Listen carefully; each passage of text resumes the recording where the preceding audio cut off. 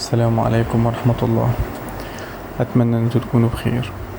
طبعا احنا كلنا بيظهر لنا إعلانات كتيرة جدا كلنا بنستخدم الفون، وأنا عارف طبعا إن الموضوع ده بيسبب إزعاج لناس كتيرة، لأن أوقات بيكون فيها إعلانات ما ينفعش أصلا أي طفل يشوفها. النهاردة أنا جايب لكم طريقة هتمنع ظهور أي إعلان عندك، خصوصا يعني وانت بتستخدم الموبايل. واوقات بيبقى لما انت بتبقى سايب الموبايل كده لوحده تلاقي اعلان جالك انت ما تعرفش هو جالك منين اصلا، من غير حتى ما تدخل على الفيس ومن غير حتى ما تدخل على اي برنامج في التليفون. بس قبل ما ابدأ الخطوات يا ريت كله يصلي على النبي ويعمل لي اشتراك في القناة، عشان خاطر ان انا اقدر اتواصل معاكم تاني واقدر ان انا اساعد يعني انزل لكم حاجات تفيدكم. تمام. يا ريت كله يشير الفيديو عشان يوصل لغيرك وكله يستفاد زي ما حضرتك هتستفاد.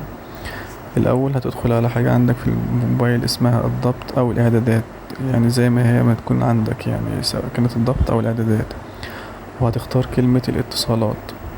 بعد كده هتنزل تحت خالص، تمام زي ما انت شايف كده، وتدخل على كلمة المزيد من ضبط الاتصال، وهتختار DNS الخاص وهتضغط عليها.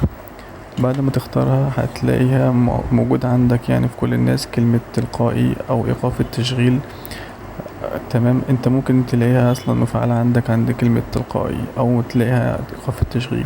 انت هتختارها لآخر واحدة هتنزل عليها وهتضغط عليها، تمام، اللي هي اسم المضيف مزود DNS، وهتكتب الرابط ده.